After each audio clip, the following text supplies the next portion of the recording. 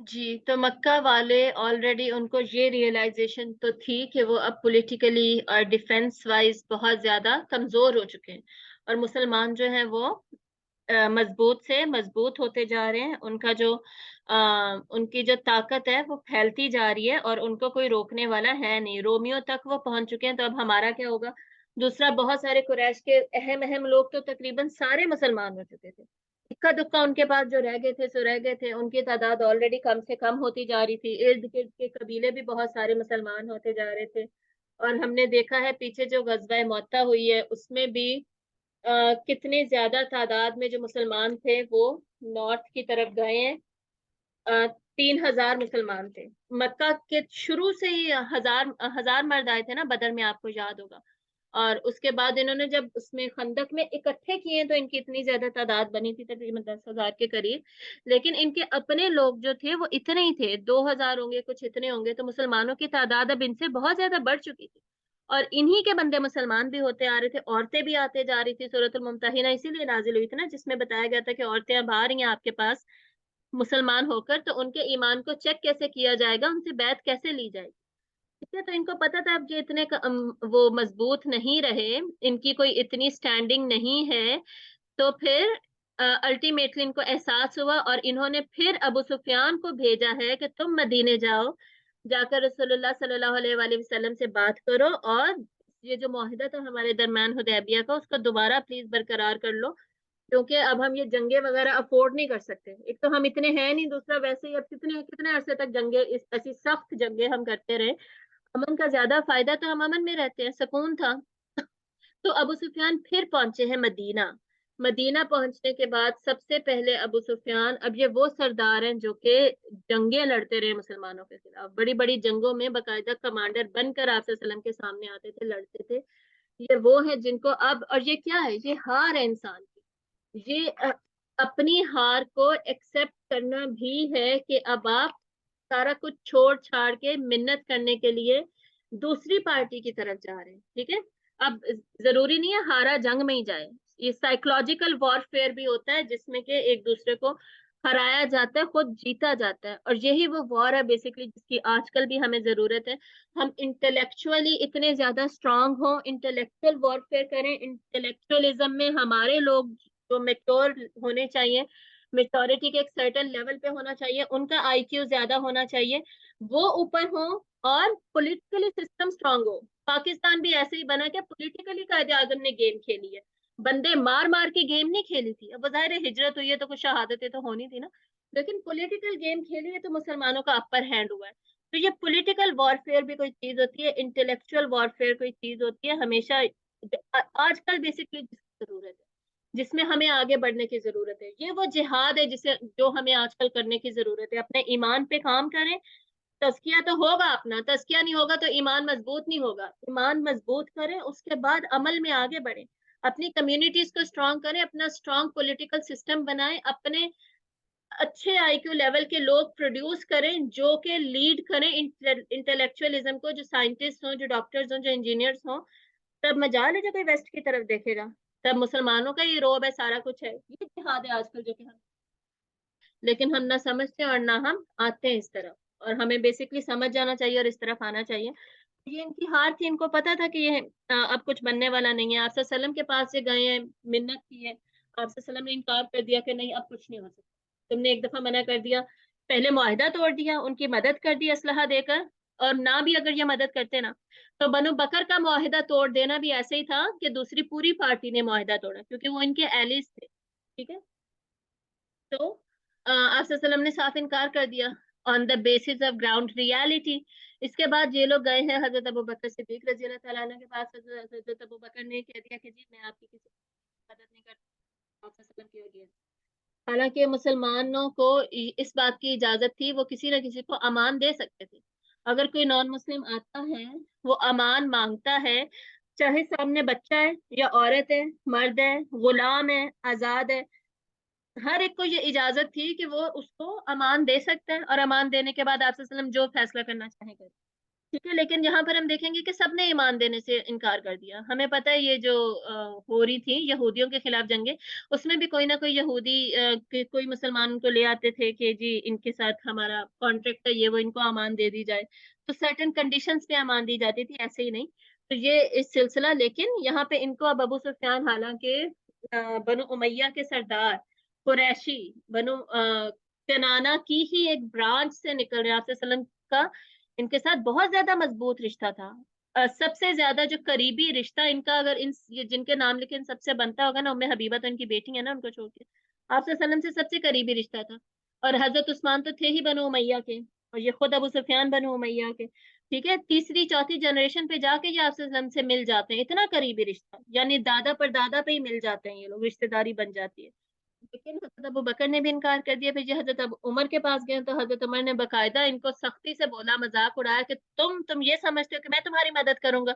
मैं अल्लाह के रसूल के खिलाफ तुम्हारी मदद कभी नहीं करूंगा। यानी अबू बकर ने नरमी से मना कर दिया कि नहीं, मैं मदद नहीं कर सकता। हजरत उमर ने सख्ती से और मजाक उड़ा के मना कर दिया। फिर ये हजरत अली के पास गए हैं और हजरत अली को अपनी रिश्तेदारी का वास्ता दिया, और हजरत अली से कहा है कि तुम अल्लाह के रसूल से बात करो कि वो इस मुआहदे को दोबारा कायम कर दें, उसको बहाल कर दें, और हम अमन के हालात में दोबारा आ जाए। तो हजरत अली ने कहा कि नहीं, मैं ये कभी भी नहीं करूंगा, आप वसल्लम ने जो फैसला कर लिया सो कर लिया। तो और उस वक्त घर में हजरत फातिमा और हजरत हसन रजी अल्लाह तआला अन्हुम भी मौजूद थे। हजरत हसन उस वक्त 5 साल के थे। तो अबू सुफियान ने हसन को देखा, तो अबू सुफियान की तमाम किताबों में ये वाकया लिखा है, अबू सुफियान ने हजरत हसन की तरफ देखा तो हजरत फातिमा से कहा कि इस बच्चे को प्लीज बोलो कि ये अल्लाह के रसूल से जाके बात करे। यानी वो अल्लाह के रसूल तो नहीं कहते थे ना, वो अभी मानते ही नहीं थे रिसालत को, ये तो बाद में मानेंगे। मोहम्मद कह के बात करते थे कि तो ये मोहम्मद से जाके बात करें सल्लल्लाहु अलैहि वसल्लम, कि इस मुआहिदे को बहाल कर दें और दोबारा हमें अमान दे दें, ये अमन का मुआहिदा कर ले, इसको खत्म करें, और हम इसके बदले में इसको अपना लीडर मानेंगे, हसन को हम अपना लीडर मानेंगे। तो इस पर हजरत फातिमा ने कहा कि बच्चों का इसमें क्या काम है, बच्चे इसमें इन्वॉल्व नहीं हो सकते। नहीं, हजरत फातिमा ने जवाब दिया। और हम जानते हैं आप सल्लल्लाहु अलैहि वसल्लम की हदीस, आप सल्लम ने क्या फरमाया हजरत हसन के बारे में कि ये मेरा बेटा, ये मुसलमानों का सैयद होगा, मुसलमानों का सरदार होगा। यानी मुसलमानों को क्या जरूरत है किसी नॉन मुस्लिम से सरदारी लेने की, जबकि खुद अल्लाह के रसूल ने उनके लिए ऑलरेडी ऐलान कर दिया कि ये तो होंगे ही मुसलमानों के सरदार। और आप सल्लम ने ये भी फरमाया था ना हजरत हसन के बारे में, ये हम पहले पढ़ चुके हैं ये दोनों हदीसें, ये मेरा वो बेटा है जो कि दो मुसलमानों के गरोहों में सुलह कराएगा। सुलह कराने में भी यानी इसका अपर हैंड होगा, ये आगे बढ़ जाएगा, ये इसमें भी ये ठीक है। और हमें पता है कि हजरत हसन और हुसैन, ये भी हदीस है, दोनों जन्नत के मुसलमानों के, जन्नत के मुसलमानों के सरदार होंगे। और ये हदीस हजरत अबू बकर हजरत उमर के बारे में भी है कि वो भी जन्नत जन्नत के लोगों के सरदार होंगे। जाहिर है जन्नत में तो मुसलमान ही होंगे ना सारे, जन्नत के सारे मर्दों के सरदार होंगे। तो इसमें स्कॉलर्स ये लिखते हैं कि हजरत अबू बकर और उमर जो है ना, वो बेसिकली शायद ओल्ड एज लोगों के सरदार होंगे, हजरत हसन हुसैन जवानों के सरदार होंगे। जन्नत में तो वैसे सबकी एज सेम है ना, सबकी एज सिमिलर है, दैट इज 30 years। लेकिन कोई होगी बाइफर्केशन, अब अल्लाह ताला को बेहतर पता है। तो ये यहाँ पर गए, इसके बाद जहां से निकले हैं तो इन्होंने सोचा कि मैं अपनी हजरत अली ने बल्कि इनको मशवरा दिया पहले कि आप बनु कनाना के सरदारों में से हैं, आप ऐसे क्यों नहीं करते कि आप मस्जिद में जाके आम ऐलान करें कि मैं सरदार हूँ, बनु उमैया का सरदार, बनु कनाना में मेरी रिश्तेदारी है, मुझे कोई भी मुझे अमान देने के लिए तैयार हो, मैं अमान मांगता हूँ। तो अबू सुफियान ने मस्जिद में जाके भी ऐलान किया है, लेकिन इनको किसी ने किसी किस्म की मदद करने के लिए कोई भी आगे नहीं बढ़ा। तो मायूस होकर ये वापस निकले और गए हैं अपनी बेटी के घर, उम्मे हबीबा रमला जो थी बिनते अबू सुफियान। ये कौन थी, अब आपको ये याद होना चाहिए, ये आप सल्लल्लाहु अलैहि वसल्लम की जौजा मोहतरमा। कौन सी वाली, वो जो हबशा से आई थी, जो पहले हबशा हिजरत करके जा चुकी थी अपने शौहर के साथ, इनका शौहर मुर्तद होके वहीं पे मर गया, ईसाई हो गया था। इनका निकाह फिर वहीं पे नजाशी सल्लम ने पैगाम निकाह भेज दिया था इद्दत के बाद ही, जाहिर है। और नजाशी ने निकाह पढ़ाया था और इनको मेहर भी दिया था, और वहीं वहीं पे वलीमा भी किया गया। ये वो थी। और लेकिन गजवा खैबर में 7 हिजरी में ये आई सल्लम के पास और रुखसती हो गई। तो ये वो जौजा आप सल्लल्लाहु अलैहि वसल्लम की। और अबू सुफियान ने इनको कब से नहीं देखा होगा, सोचें। 5 नबवी में ये लोग गए थे हबशा में, तो 5 से 13 नबवी तकरीबन 6-7 साल वो बन गए और 7 हिजरी तकरीबन 14-15 साल उसके बाद ये लोग माँ और बेटे, बाप और बेटी का सामना हुआ है। तो अबू सुफियान उम्मे हबीबा को मिले हैं और बैठने लगे हैं जब नीचे, और नीचे क्या था, आप सल्लल्लाहु अलैहि वसल्लम का बिस्तर, जो भी चटाई वगैरह बिछी हुई थी, तो उम्मे हबीबा ने क्या किया, उस चटाई को फौरन रोल कर दिया, साइड पे कर दिया। तो अबू सुफियान ने कहा कि क्या मैं इस लायक भी नहीं हूँ कि मैं इस चटाई पर बैठ सकूं, या ये चटाई ही इतनी अच्छी है कि मैं इस पे बैठ नहीं सकती। तो उम्मे हबीबा ने कहा कि नहीं, ये अल्लाह के रसूल सल्लल्लाहु अलैहि वसल्लम की चटाई है और आप मुशरिक हैं और नजिस हैं, आप इस पर नहीं बैठ सकते। तो इन पर बैठे हैं, और उन्होंने, जाहिर है उनकी एज भी थी काफी, लेकिन उसके बाद भी खैर अभी इसी 8 हिजरी में ही मुसलमान हो जाएंगे। पता, मक्का के वक्त ये मुसलमान होते हैं, मुसलमानों के मक्का में एंटर होने से पहले ही बाहर ही इनको बुलाया जाता है, अभी ये अगली क्लास में हम पढ़ लेंगे। इन्हें बुलाया जाता है, ये वहां मुसलमान हो जाते हैं, लेकिन इस्लाम इनके दिल में, ईमान आहिस्ता आहिस्ता एंटर होता है, अल्टीमेटली इनका ईमान मजबूत हो जाता है। आगे जाके हम देखते हैं फिर हजरत अबू बकर उमर के जमाने में ये मुसलमानों की तरफ से जंगे भी लड़ते हैं, इनका इतना ज्यादा ईमान मजबूत हो चुका होता है। अल्लाह ताला सारे सहाबा को, सारे रजी अल्लाह अन्हुम व रज़वान अन्हुम अजमाइन, अल्लाह ताला इन सबको खुश हो, इन सबको अजर दें। तो इनकी सारी कोशिशें नाकाम हुई, उम्मे हबीबा ने भी हर तरह की मदद करने से इनकार कर दिया। फाइनली ये निकले हैं वापस और मक्का पहुंच गए। अब आप सल्लल्लाहु अलैहि वसल्लम डेफिनेटली तैयारी कर रहे थे। तैयारी किस चीज की कर रहे थे, कि बस अब चलेंगे, और कभी आप वसल्लम ने डिले नहीं किया। ये भी कितना बड़ा लेसन है हमारे लिए यहाँ पर, कि हम लोग क्या करते हैं, हम लोग बेसिकली लेट करते रहते हैं। कोई भी डिसीजन लेना है, अच्छा आज नहीं कल करेंगे, अच्छा मजीद देखते हैं, अच्छा मजीद सोचते हैं, अच्छा 10 लोगों से और मशवरा कर लें। भाई जैसे ही आपने मशवरा करना है, ये नहीं है कि मशवरा नहीं करना। जब अल्लाह ताला आप सल्लम को सूरतुल आल इमरान में कह रहे हैं कि वशाविरहुम, इनसे मशवरा करें, तो फिर हम क्या चीज है, मशवरा इस्तिशारा भी किया जाएगा, इस्तिखारा भी किया जाएगा, अल्लाह से भी मशवरा किया जाएगा, लेकिन उसके बाद फैसला कर लें। जो दिल में आ गया है, जो क्लैरिटी अल्लाह ने दे दी, उसके मुताबिक करें फैसला और अमल करें। हम लोग नहीं जी, अभी शादियों के मामले में हम क्या करते हैं, नहीं यहाँ पे ये छोटा सा मसला, इसकी नाक टेढ़ी, यहाँ शादी नहीं करनी, नहीं वहां पे वो उसकी अभी उनका घर नहीं है, वहां नहीं शादी करनी, वो उसकी नई नई जॉब है, वहां कीड़े निकालने पे ज्यादा फोकस होता है हमारा, और फैसला करके आगे बढ़ने पे कम फोकस होता है हमारा। लेकिन हम इस्लाम में पूरी सीरत में इतने ज्यादा लेसन हैं जो हम पूरी की पूरी सीरत से निकालते हैं और देखते हैं। पूरा एक लाइफ स्टाइल बनता है हमारा, अगर हम सीरत में से ये सारे लेसन निकालने लगे। ठीक है, तो ये लाइफ स्टाइल हमने अपना, सीरत हम पढ़ ही इसलिए रहे हैं, इसलिए पढ़ रहे हैं कि हम अपना लाइफ स्टाइल मोल्ड कर ले अकॉर्डिंग टू सीरा। हम इस तरीके से फैसले करें, जल्दबाजी भी नहीं, लेकिन इतने डिलेज भी नहीं जो आजकल हमारा सिलसिला बन गया है। तो आप सल्लम फैसला कर चुके थे, आप सल्लम ने सारे मुसलमानों को कहा कि तैयार हो जाए, हम निकल रहे हैं। निकले हैं शुमाल की तरफ, ऊपर की तरफ, शाम की तरफ, ताकि सब पर ये इम्प्रेशन जाए कि जी हम जा रहे हैं रोम की तरफ। और आप सल्लम ने किसी को नहीं बताया, मुकम्मल सीक्रेसी रखी गई है, राज रखा गया, किसी एक के साथ भी आप सल्लम ने शेयर नहीं किया। शुमाल में कुछ ऊपर जाने के बाद आपने सहाबा को बताया है, अपने इरादे का इजहार किया और बोला कि मुड़ो और वापस मक्का की तरफ हम चलेंगे। 10 रमजान को की ये तारीख है, मक्का की तरफ मुसलमान निकले हैं आप सल्लल्लाहु अलैहि वसल्लम की क़यादत में। 19 रमजान को 9 दिन के अंदर अंदर मक्का पहुंच गए। 10,000 लोग थे, 10,000 मुसलमान सहाबा, उनको लेकर। अब देख रहे हैं तादाद कितनी ज्यादा होगी मुसलमानों की। इर्द गिर्द के जो कबीले थे, सिर्फ मदीना वाले नहीं, इर्द गिर्द के भी जो कबीले मुसलमान हो चुके थे, वो सारे के सारे मिल मिला के 10,000 हो गए, इतने ज्यादा। और उन 10,000 को लेकर, यानी पिछले 20 सालों में इतने मुसलमान इस्लाम की तरफ, इतने लोग इस्लाम की तरफ नहीं आए थे जितने इन हुदैबिया के बाद और मुअत्ता के बाद जितने लोग इस्लाम में आए हैं, मुसलमान आए हैं, मुसलमान हुए हैं।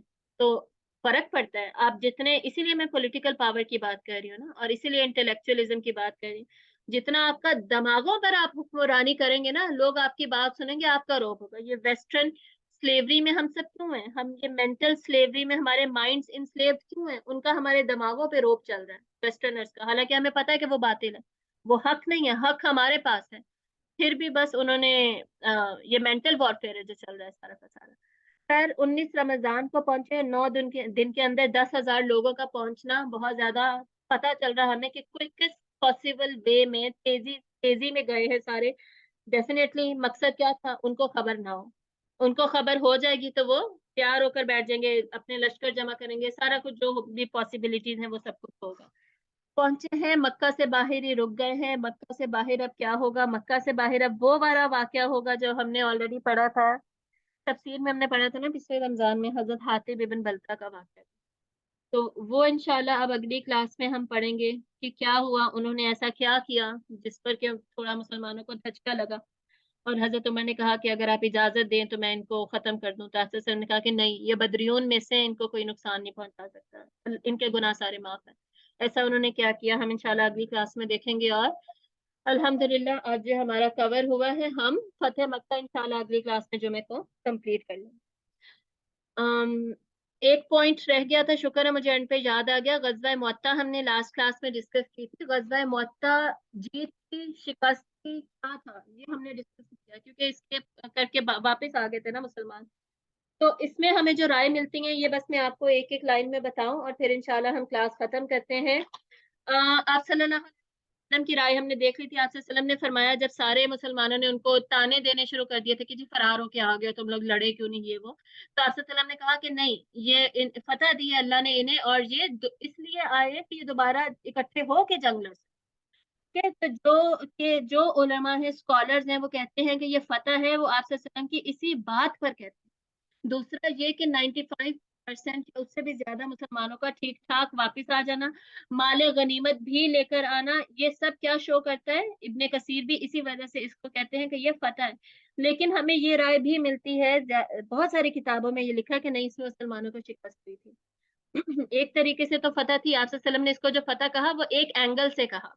तो बाकी उलमा क्या लिखते हैं, दूसरे एंगल से ये फतह नहीं थी। इब्ने इसहाक में यही लिखा है, तारीख वाकदी में यही लिखा है, इब्ने साद में यही लिखा है, ये जो मैं आपको किताब पढ़ा रही हूँ अल्लामा शब्बीर नोमानी की, इसमें भी यही लिखा है। और इन्होंने इब्ने इसहाक का ही रेफरेंस दिया है कि, और इन्होंने लिखा है कि जी मैं इसको शिकस्त इसलिए लिख रहा हूँ क्योंकि इब्ने इसहाक ने इसको शिकस्त लिखा है।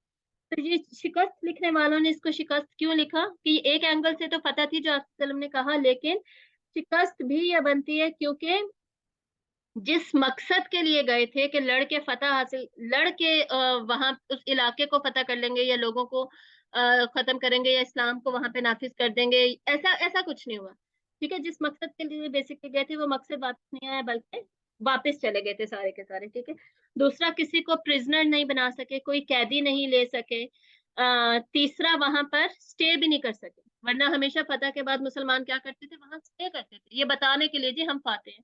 तो ऐसा कुछ नहीं हुआ, बल्कि वापस आ गए थे। इस वजह से ये बहुत अहम जो अथॉरिटीज ऑन सीरा है, इब्ने इसहाक हैं, और ये बाकी मैंने आपको नाम बता दिया, तबकात इब्ने साद में लिखा है, तारीख वाकदी में, ये इसको शिकस्त कहते हैं।